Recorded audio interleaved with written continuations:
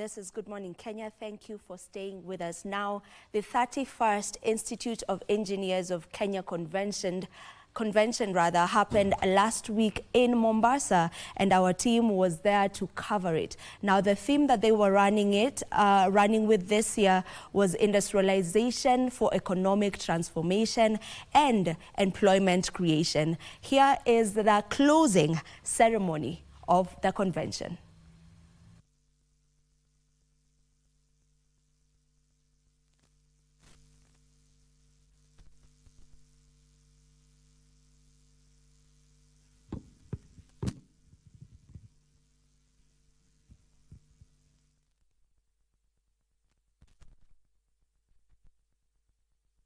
The Chief of Staff and of Public Service, who is very ably represented by the Coast Regional Coordinator, the President of the Institution of Engineers of Kenya, Engineer Shama Kiteme, IEK board members present, senior government officials present in this organization, IEK council members, distinguished engineers, ladies and gentlemen. Before I make my remarks, the registrar asked me to do one thing. She had to leave very early this morning. She took the 5 o'clock flight to attend the swearing of the Deputy President. And she asked me to acknowledge IEK family, board members, management and the staff, and our engineers. Can you be upstanding for us to appreciate you, please, wherever you are? I know some of them have left, but there are very many all over the room. So let's appreciate them. They have done a good job. We support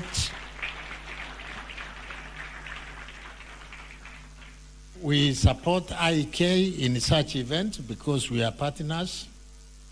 IEK is a member organization and we are the regulator of those members. So we work together, very closely together.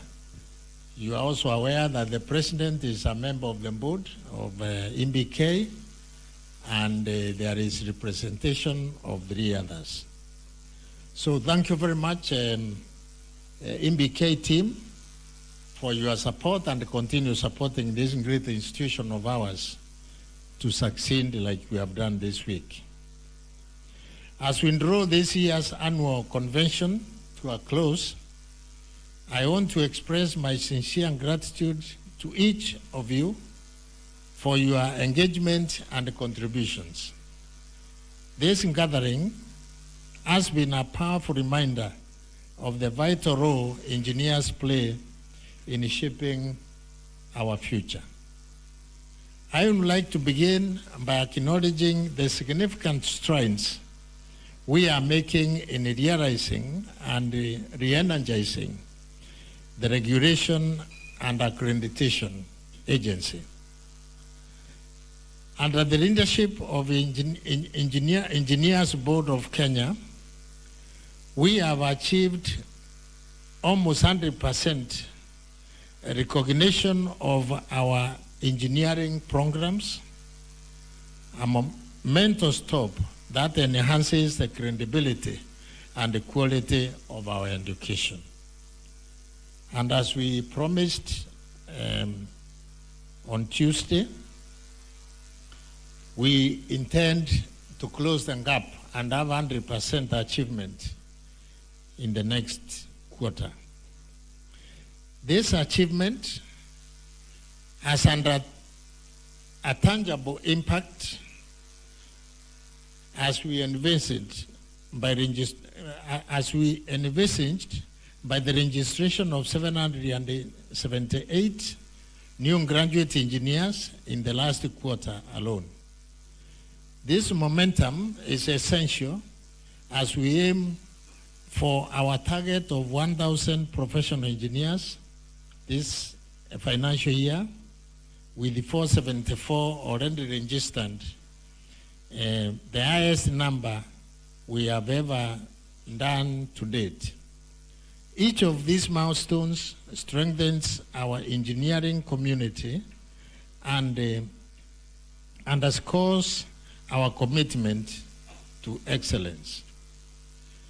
I also want to take this moment to appreciate the commitment demonstrated by our chief guest during the opening session, the CS for Ministry of Roads and Transport, Honorable Davis Chiuchiu, in the fast-tracking engineering career guidelines, which he promised to pursue, elevating entry levels of engineers from job group K to L, and raising and practicing allowance, and incorporating risk allowance, and the crucial steps that will significantly improve the working conditions for our engineers. You recall he was very passionate about this, and we look forward to having these results. Additionally, I commend the ongoing efforts to expedite acceding to the Washington Accord. Gaining membership in this international framework will enhance the global recognition of our engineers and open doors for great opportunities. However, we must also address the pressing issues of unemployment among our graduate engineers. Over 50% of our young professionals currently face challenges in securing employment due to a lack of structured training program. Therefore, I strongly advocate for increasing the graduate engineer internship program to 100% coverage, similar to the mandatory internship framework for medical professionals. As you are aware, the Engineers Act 2011 demands that graduate engineers go through a 3-year internship program, and this is the one we are pursuing, and we are very encouraged that our minister is in supportive of this, and we shall have it realized so that we won't have this gap. This initiative will bridge the skill gap and enhance the employability of our graduates. To further ensure the safety and the quality of our infrastructure, it is critical that all engineers engaged in public service and those tendering for public infrastructure project possesses valid IEK licenses. This requirement will help mitigate the construction risks of such as collapsing buildings and horizontal infrastructure, and uphold the integrity of our profession. Lastly, I urge collaboration with IEK to conduct a national and HR audit of engineers within the municipal and the county government. This audit will ensure that our engineers have necessary competencies to plan, design, and supervise infrastructure projects effectively, ultimately achieving value for money and quality outcomes. As we conclude this convention, let us take the insights and the connections we have made and channel them into our work moving forward. Together, we can revitalize and re-energize our engineering profession, ensuring it meets the challenges of our evolved society. Thank you all of you for participating and dedication. Safe travels and I look forward to our continued collaboration as we work towards a brighter future for engineering in Kenya. The Lord bless you and keep you always.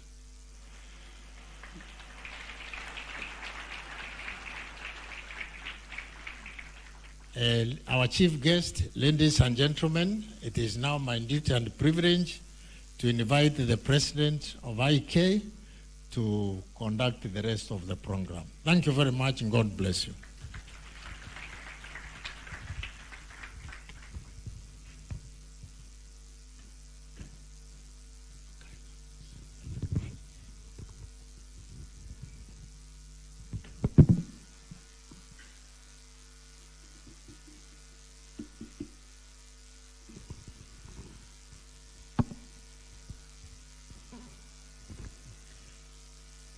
Our chief guest, the head of public service, Mr. Felix Koskei, ably represented by the regional commissioner for Coast Region, Madam Rhoda Onyancha.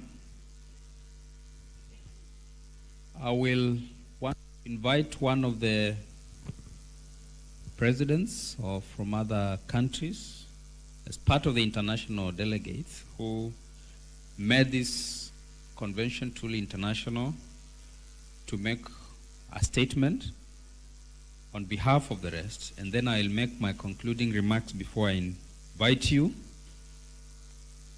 And I will welcome Engineer Juntil Kangaho on behalf of the rest of the international delegates to make a statement. Then I'll make my comments and invite you.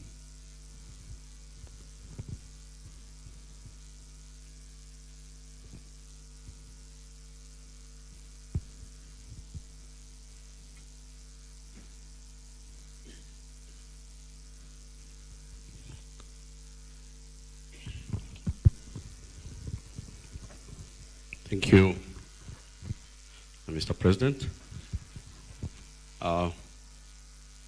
The chief guest, President IEK, the President of the Board, IBK, and the council members here present,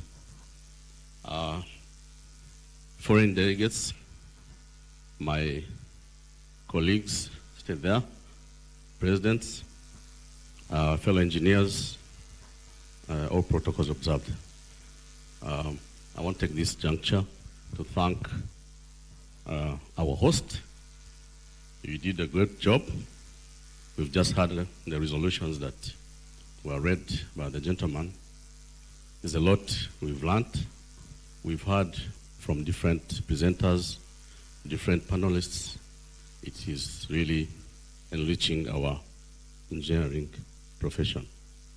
I would like to take this time to thank the organizers. We had a great time here. Mombasa, like I said the other day, is always home. Whenever we're here, we get good reception. But let me say that, let it be like a culture, not only when we are here, when you're in Kigali, when you're in other countries, let us reciprocate. So, as I stand here, I'm the president of the Institution of Engineers Rwanda, but also the chairman of the governing council. Our structure is that, like, we have the chairman, IBK, and the chairman with the president. Here, I do both. So I want to say, IEK, thank you very much. But also on behalf of regulators, I want to thank IBK. We had meetings, there's what we agreed to do as regulators. I just want to request that let us take it forward. We'll make sure that whatever we've agreed is put into action and we follow up. So, Mr. President, I don't want to take much time, but really thank you very much for all you've done, and the rest of the people who came from outside Kenya, wishing you all the best, safe journey back home, and all engineers here, we thank you very much and wish you the very best. Thank you.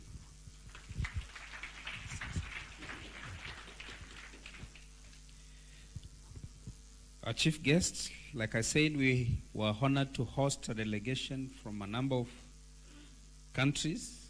You just heard from Rwanda, but we also have delegations from DRC, Angola, Zambia, Zimbabwe, Uganda, Malawi, and also Nigeria, Ghana.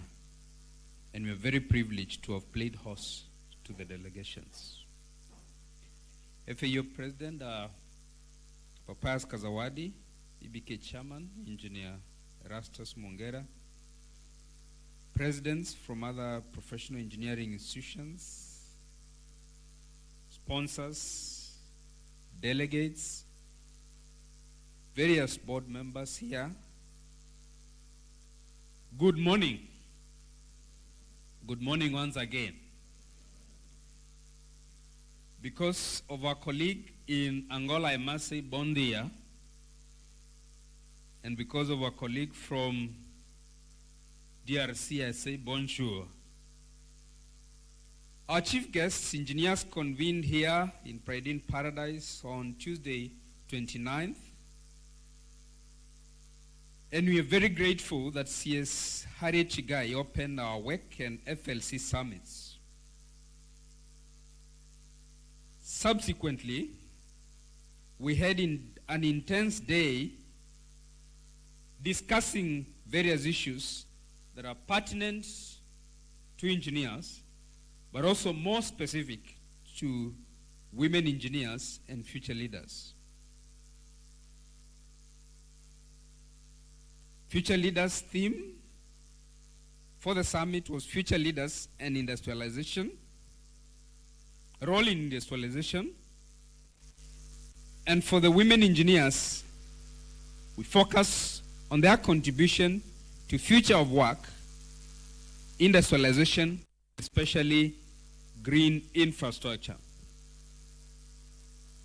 On Wednesday, CS Davis Chirchir represented His Excellency the President as a chief guest in our opening ceremony. We are also joined by His Excellency Abdul Swamad Abdul Sharif Al Nasir, the Governor of Mombasa County, during the opening ceremony. The Governor, in addition to delivering his own comments, he delivered the remarks from His Excellency the Right Honorable Prime Minister Engineer Raila Amolo Odinga. Today,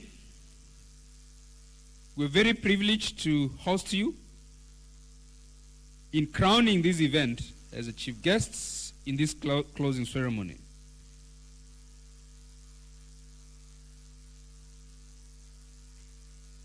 We want to most sincerely thank you, and by extension the government of His Excellency the President William Samoei Ruto, for the support that engineers have received from the government. Last year, His Excellency the President sent the Deputy President to represent him during our opening ceremony. And in that ceremony, we did propose that once there is another reshuffle of the cabinet, His Excellency should consider and appoint an engineer to the cabinet. We are excited today that His Excellency hearkened to our plea, and we have an engineer sitting in the cabinet. I think that is the second engineer since Engineer Michael Kamau was in the cabinet, if I remember correctly. Because of this goodwill we have enjoyed from the government, engineers are fully seized of the fifth administration priority sectors, which we know include agriculture, MSMEs, housing and settlement, healthcare, affordable healthcare, digital superhighway, and creative economy.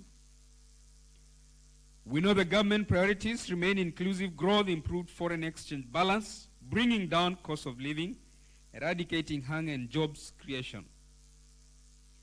And so, well aware of this, the Institution of Engineers of Kenya established task forces aligned to the bottom-up economic transformation agenda. For this reason, we have task forces on agriculture, affordable housing, universal health care, manufacturing, and digital superhighway. These task forces are composed of a panel of experts who have taken time to think through these areas. As a result, we have come up with detailed policy proposals, and this we will continue to disseminate, including to the policymakers all the way to the cabinet. Indeed, we offer a hand of constructive cooperation to the government, and engineers are ready and willing to work to ensure success in delivery of these pertinent key areas of focus for the government. We indeed strongly believe that engineering will be at the center of delivering them, and that's why we are willing to work cooperatively. For the same reason, and well aware of these government priority areas, we chose the theme for this convention to be industrialization for economic transformation and employment creation. We believe that this is where the country should be focusing on. During this week, under this theme, we have been discussing great ideas right from Tuesday. Just this morning, we have collected resolutions from this convention. We will be sharing these resolutions with yourselves. And they are not just resolutions. We have already been challenged to come up with ways of making sure that we implement the resolutions. And we will do just that. We particularly noted the need for rapid industrialization to address the need for moving the country towards meeting the local demand for commodities as well as exports. In this regard,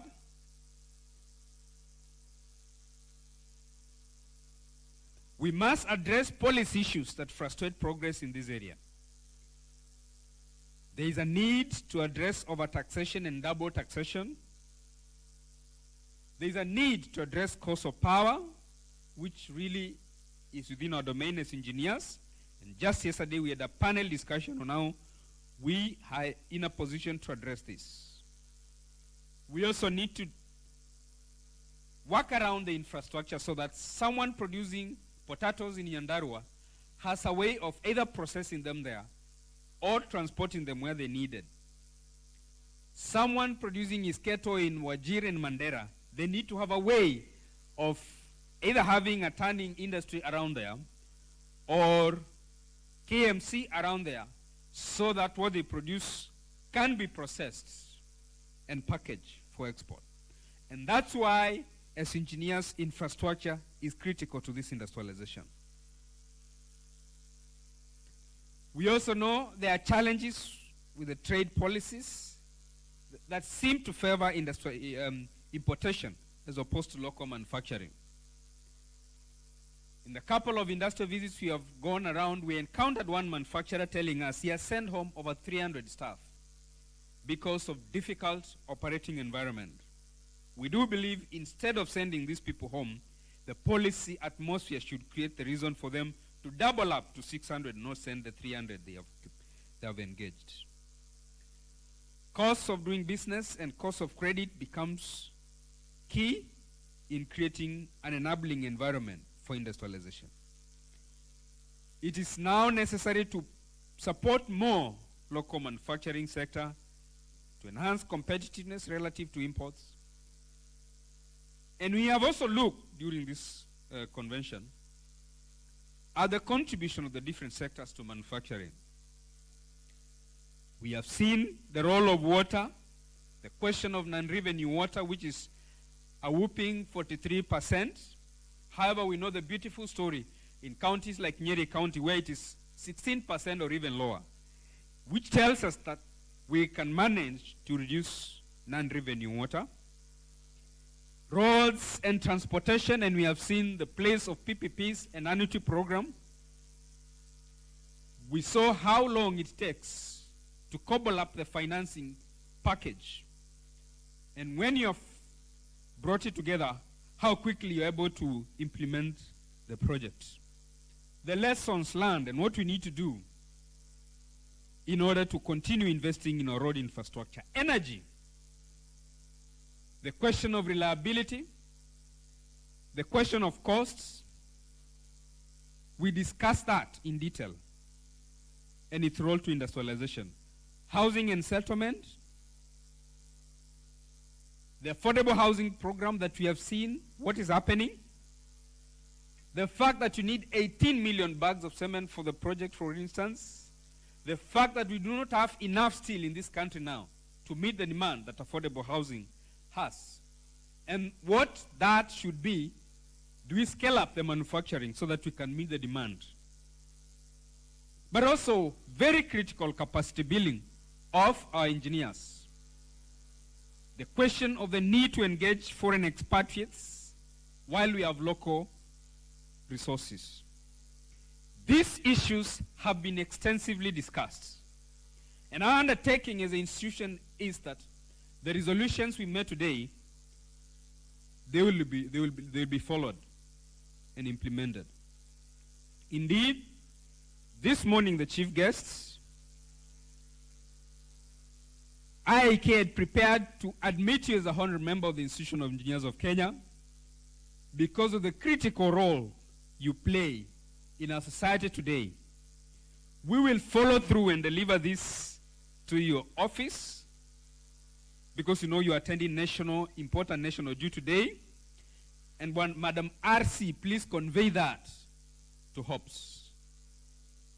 We will go to his office and deliver this because that was a crowning moment for a meeting this morning. And so overall, these discussions, fellow delegates, have been rich. We have learned a lot, and as we bring this convention to a close, we know we have a great deal of work to implement our resolutions. We now commit to ourselves that this will be done. The Council will remain focused so that we deliver on the mandate you have given us during this convention. This opportunity and apologize here and there. The feedback you gave us will be incorporated in subsequent conventions. We will continue to learn and improve. I had a complaint about the short period we had for the keynote speeches. We will improve on that. And we are going to package future conventions in a better manner. Thank you very much for being here. Thank you very much for sitting through to the end of this convention. And you're very honored to have played host to each and every one of you. I thank you all.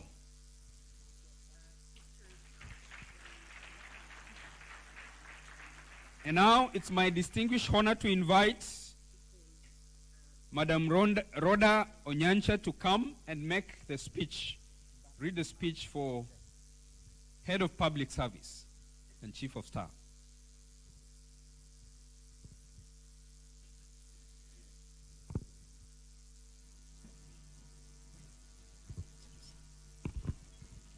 Thank you very much.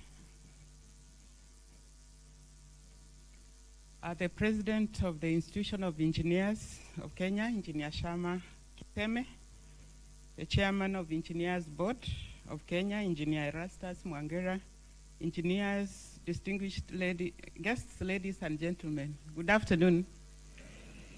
Yes, as you've heard, my name is Rhoda Onyancha. I'm the Regional Commissioner, Coast Region, or the former Coast Province. So let me take this opportunity to welcome you. I know you've been here since Tuesday, and we were aware you are here because as the Regional Commissioner, you are mandated to ensure that you are secure. And I believe you've been secure throughout the week. You can see our officers are also here to ensure that everything goes on well. So before I read the Chief of Staff's speech, let me just appreciate you for choosing Mombasa and the Coast Region. Every year, I know last year you were here to hold your convention, and also let you know that we work closely with some of your members in this region because we are charged and tasked at looking at the projects that are undertaken in the Coast region, that is the 6 counties in this region. And let me tell you that they are great men. I've seen more men, so we need more women engineers in the Coast region. Because where I sit and what I chair, because I chair the programs in the region, I think I see less men engineers in that meeting.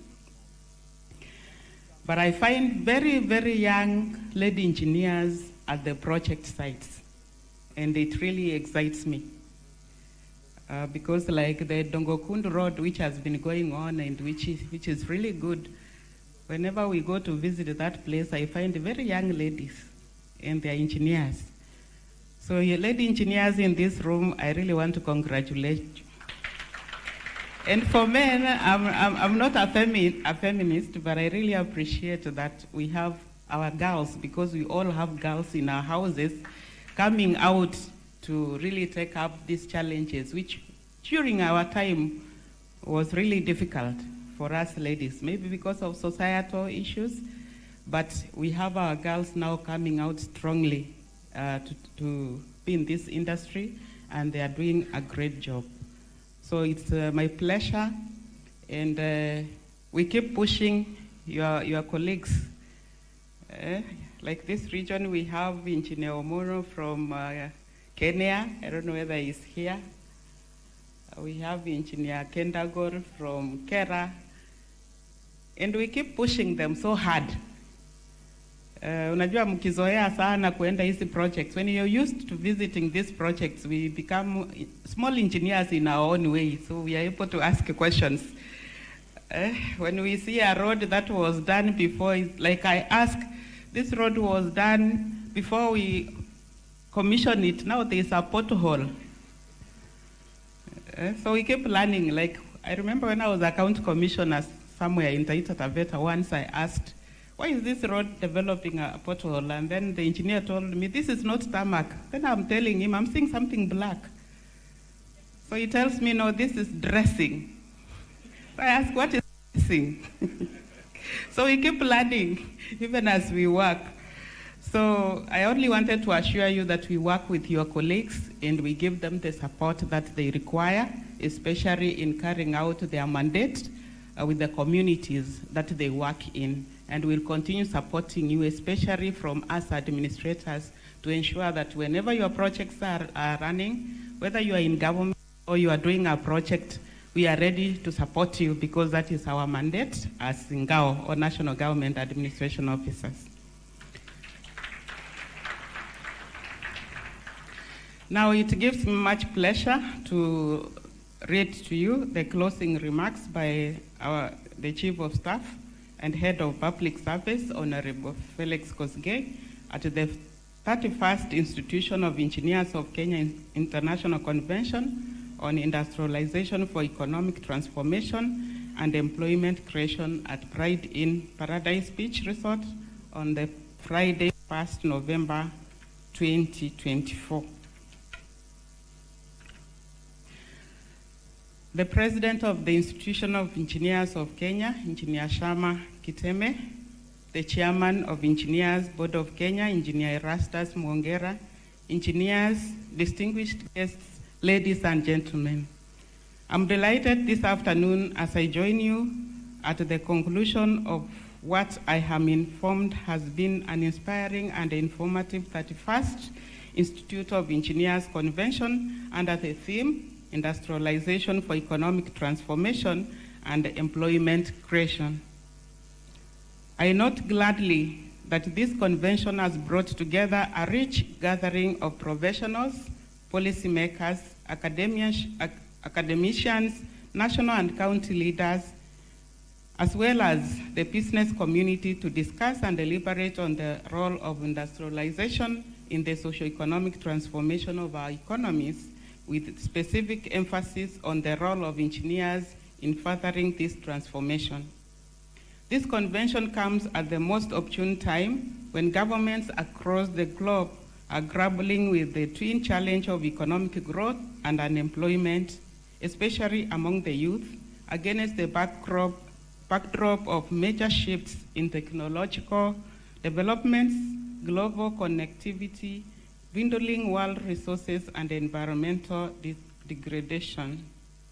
I have looked through the objectives of the convention and noted that they resonate closely with the aspirations captured in our long-term development blueprint, Vision 2030, which aims to transform Kenya into a rapidly industrializing middle-income economy, and also the objectives of the bottom-up economic transformation agenda, BETA, which focuses on inclusive growth and transformation across all sectors of the economy. From a Kenyan context, industrialization is more than just a developmental goal. It's a pathway to the country's survival and progress, noting that approximately 75% of our population, which stands at around 56 million, comprises individuals under the age of 35, representing a demographic confronted by significant socioeconomic challenges. Among these challenges are limited employment opportunities, skills mismatches, gaps in access to digital resources and education, high dependence rates, and general apathy and desperation amongst the youth. This is confirmed by the significantly high unemployment among the youth, standing at 13.3% and growing. Therefore, the criticality for sustainable job creation and reliable infrastructure in our quest for progress cannot be overemphasized. That is why I gladly note that over the past few days, discussions at the convention have highlighted the immense responsibility you bear as engineers in the architecture of our country's progress, both in a literal and symbolic sense. As engineers, you bear the responsibility to shape a future where our country not only competes on the global stage, but emerges as a leader characterized by resilience, innovation, and also inclusive growth. Your expertise is vital in developing infrastructure that supports sustainable economic development and fosters social equity, ensuring that every citizen can thrive in a modern economy. In line with Kenya's Vision 2030, the bottom-up economic transformation agenda, BETA, the government has remained steadfast in its commitment to transforming Kenya into a modern industrial hub, paying due care and attention to those at the bottom. By investing in special economic zones, transport networks, and renewable energy projects, access to credit, and revamping our technical institutions, the government has laid a robust and firm foundation for a new wave. This is where your role as engineers will be tested to the limit. The question you must answer is whether you have the motivation, commitment, and passion for the adherence to the rigorous and ethical practices that are required for this industrialization wave. It's saddening to learn that your sector is crippled by alarming levels of non-compliance with the recent reports from NCA, National Construction Authority, revealing that 40% of construction projects lack necessary approvals and inspections. Further, the numerous cases of collapsing buildings, substandard products, and poorly constructed roads, bridges, and other installations underscore the urgent need for improvement in compliance and regulatory frameworks. The Kenyan Constitution, specifically Article 10 on national values and principles, underscores integrity, transparency, and accountability as essential to public service and development. So you have a constitutional benchmark against which to pace and charge your work, remembering that your services, being highly technical and consumed on trust, ordinary citizens have no way of judging whether your work is up to standard or not.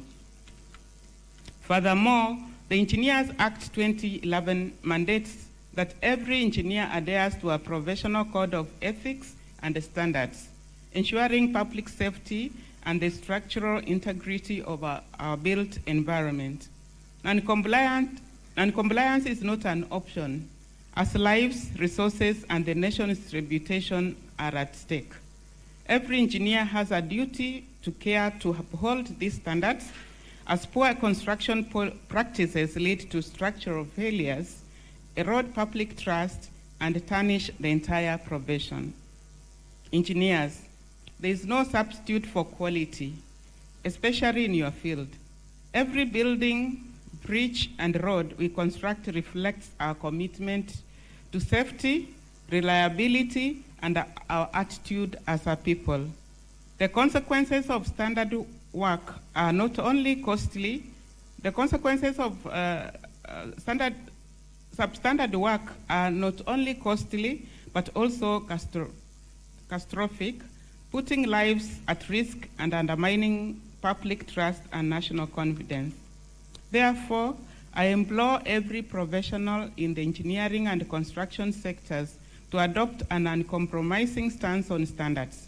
While the government will continue to hold regulatory bodies accountable, we need each one of you to commit to excellence, for we all bear the weight of responsibility when failure occurs. The future of engineering demands interdisciplinary collaboration, where insights from engineering, science, finance, and policy converge to drive innovation. You must therefore create environments where professionals from diverse fields can work together, fostering groundbreaking solutions that historically address today's challenges, but also anticipates those of the future. Through such collaboration, we serve to advance Kenya's ambition to become a knowledge-based economy where research and innovation propel sustainable development. You must also embrace partnerships that drive mutual growth. Public-private partnerships are essential in bridging gaps in funding, technology, and expertise. By empowering local professionals through these collaborations, you ensure that the gains of industrialization reach Kenyans at every level, including county-based projects that foster regional economic inclusion. In line with the country's commitment to a more inclusive engineering field, you must also expand efforts to encourage the participation of women and other special groups in engineering and recognize their contributions. The 7th Women Engineer Summit served as a reminder that diversity enhances creativity, innovation, resilience, and delivery of more inclusive and holistic solutions. In addition, the government appreciates that a dynamic and competitive engineering workforce relies on continuous learning and adaptation.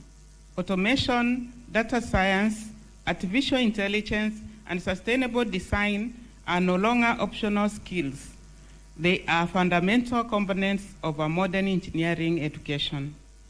In this respect, the government will continue to collaborate with institutions like IEK to ensure that Kenya's engineering curricula evolve in line with global standards and industry standards, with the long-term focus to cultivate a workforce that is not only technically proficient, but also adaptable, innovative, and ready to meet the challenges of a rapidly evolving world.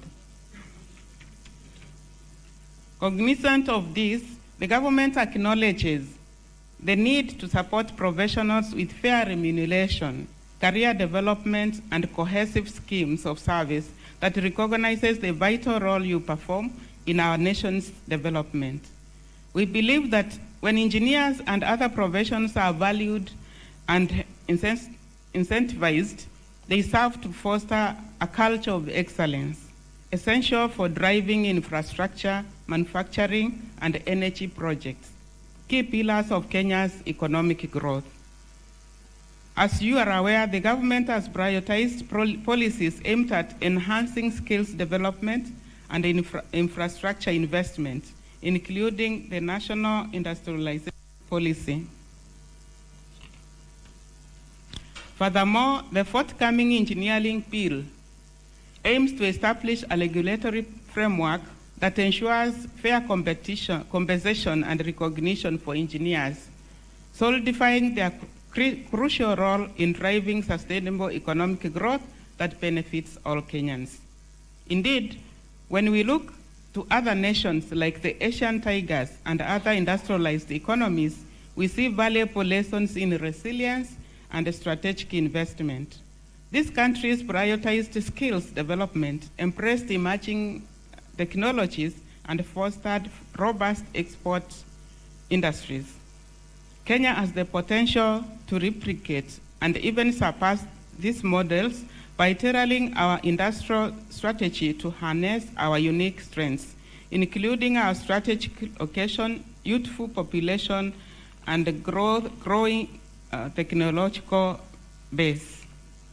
To achieve these aspirations, we need more than just policy. We require a shared commitment to the values and principles that guide the behavior and conduct of all professionals. Values and principles are led and articulated in Chapter 6, Leadership and Integrity, Articles 10 and 232 of the Constitution of Kenya 2010. It's advisable that you acquaint yourselves with the Constitution principles and any other policy and regulatory framework that is relevant to your industry.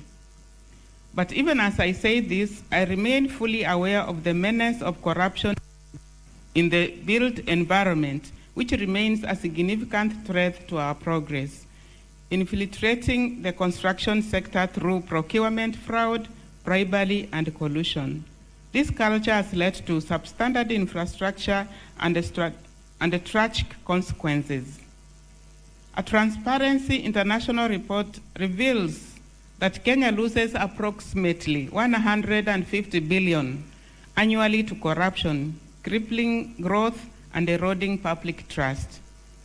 The misuse of funds intended for vital projects results in inadequate infrastructure and poor service delivery. This should worry you greatly. I strongly believe that it's possible to succeed and build enterprises without resorting to corruption. Others have done it. Engineers can lead this change in public service, demonstrating that integrity and accountability are not only a public service delivery imperative, but also a matter of personal honor and dignity. Let me, for avoidance of doubt, reiterate that His Excellency the President has pronounced himself regarding corruption. The government will pursue a relentless war against corruption, and there will be no place to hide. The taxpayers have demanded it. We remain accountable to them. The rule of law will remain the true north in this war.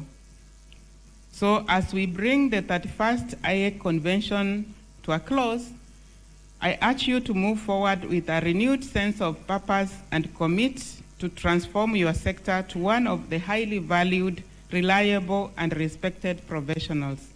I'm confident that together we can achieve a prosperous, industrialized nation. Your insights, your expertise, and your dedication are the foundation upon which we build the policies and practices that drive Kenya's economic transformation now and into the future. Finally, it's my hope that the discourses you have heard for the last 3 days and ensuing proposals will be documented into workable solutions that they will find their way to policy making and practice. Allow me now to declare the convention closed. Asanteni sana.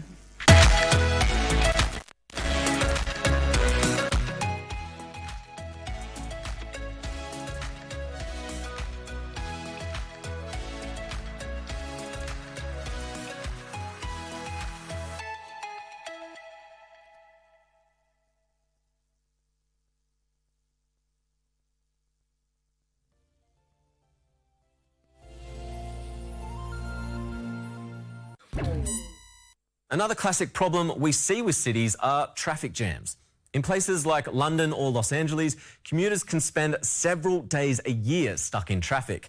Not only are they a waste of time, but they're also bad for the environment. So, aside from living a more sustainable life, how can we motivate people to switch to public transport or cycling?